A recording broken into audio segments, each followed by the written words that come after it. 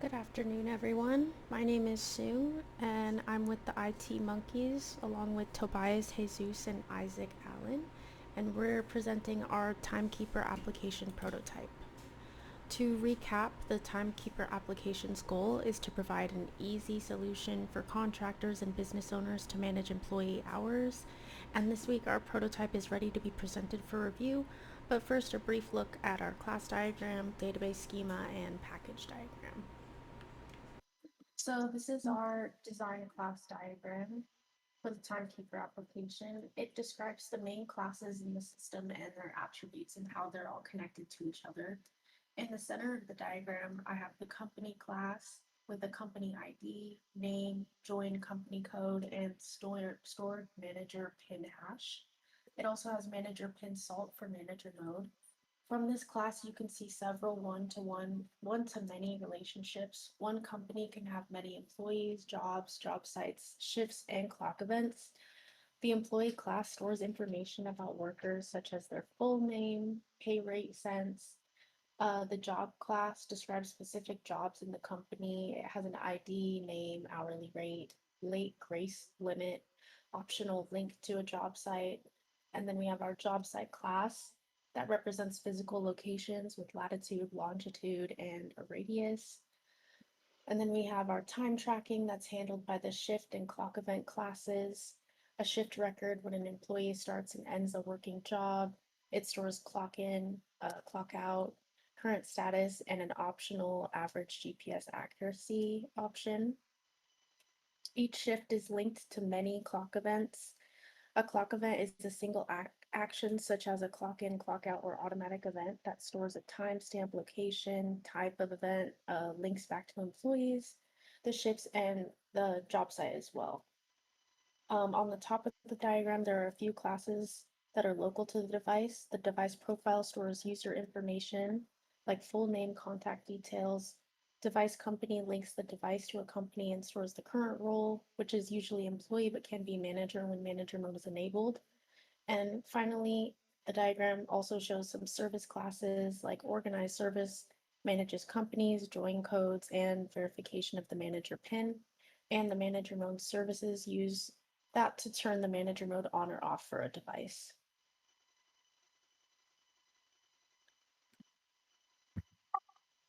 And this is our database schema. This shows how different elements will be stored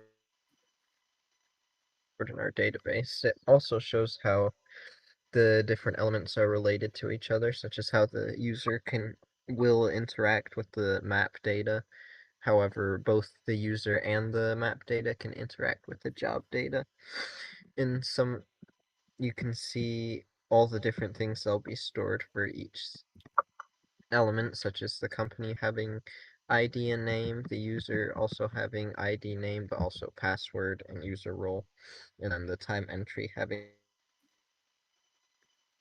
things like entry ID, job ID, clock in via location, and clock breaks.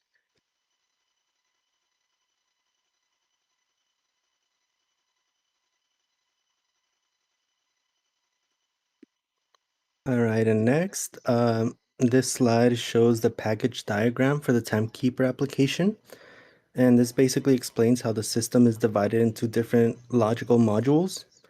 At the top, we have the UI layer, which is labeled lib/UI.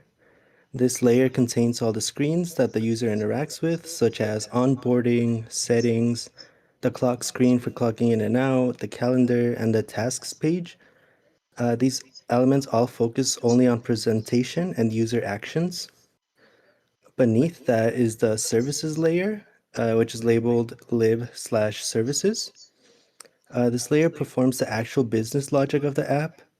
Each service has a specific responsibility, for example, organization management, manager mode security, clocking logic, location validation, payroll exporting, and storing the user's context. The UI communicates with these services whenever it needs real work done. And at the lowest level is the data layer, which is labeled lib/data. This layer manages all storage and retrieval of information. It includes the database itself, the DAOs, the data models, and the repositories that connect the services to the database. So the arrows show how these layers communicate. The UI uses the services, and the services acts as the data layer.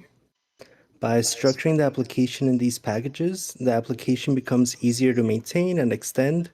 Each layer has a clearly defined purpose, and changes in one part of the system don't break everything else. This modular organization is one of the major advantages of using package diagrams. Okay, so now we are presenting our prototype, and this is going to be the main welcome screen whenever you first open the application. And you're going to be asked to create a company with a manager pin, because it assumes that once you create a company, you have the authority to be the manager or assign managers. And or you can join an existing company with the randomly created company code, which will be created once you create a company. So let's call this one test. The manager pin is going to be 0000. Okay, we're going to confirm that to make sure we don't mess up.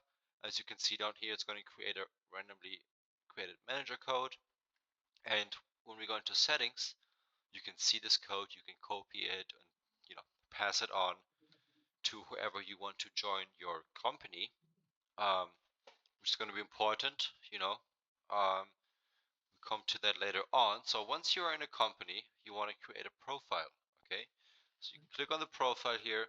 You can have full name, test one, yeah, first and last name, a certain email address, okay, gmail.com, and then you want to put a phone number in, right? A role. So we're gonna have to change this, as it's a prototype.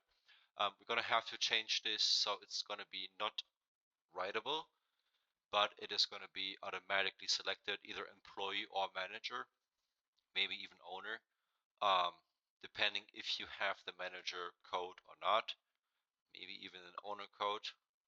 If you created that company, maybe you're automatically the owner, something like that.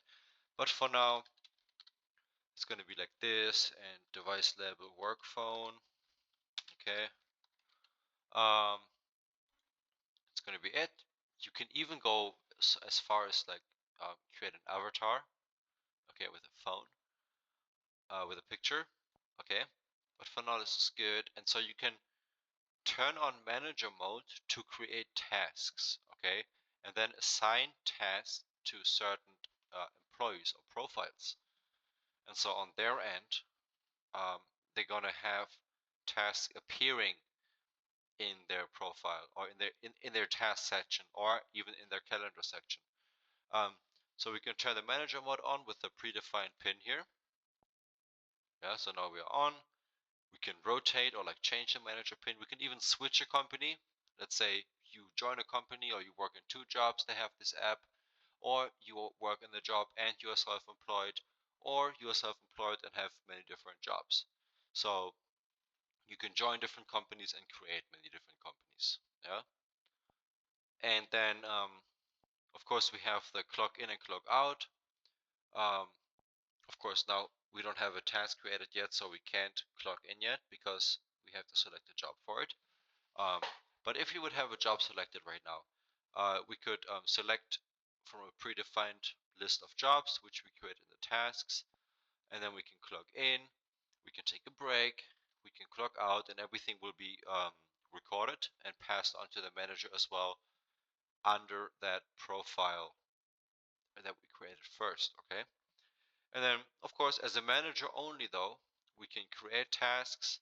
We can say task 1, category, landscaping, okay, client or job, Jesus, reference number 1234, okay. And then we have all this. Then we can also create a subtask, which would be clean up. Okay, then we can create a subtask called I don't know, painting, just for example. I know landscapers don't paint, but in this case they do. And so you can click everything off, what you did, and so on. In the end, we're also going to put like timestamps on here and like maybe expected timestamps. But you can also delete those things. And yeah, this is our prototype as of right now. We're going to add a calendar page here too, which is going to be highly connected to the tasks and to the profile. Then we're going to connect the clock in the screen still to the tasks as well. But I think we're on a good path here. We have pretty much a lot of it already done on the back end. If you follow me here to the left, you can see a lot of the things, and we can also in tasks we're going to add that you can create a location and a geofence, maybe even like a little map that the manager can choose and draw a circle around, for example, around that. And so it's going to be something like this over here, where we have the location service, and then we also have the, what is it now? Under the task screen, we're gonna add something like a little map that is and the Geo API to connect it to the location service and also to the database. And yeah, it's still gonna be a long run, but we're gonna get there.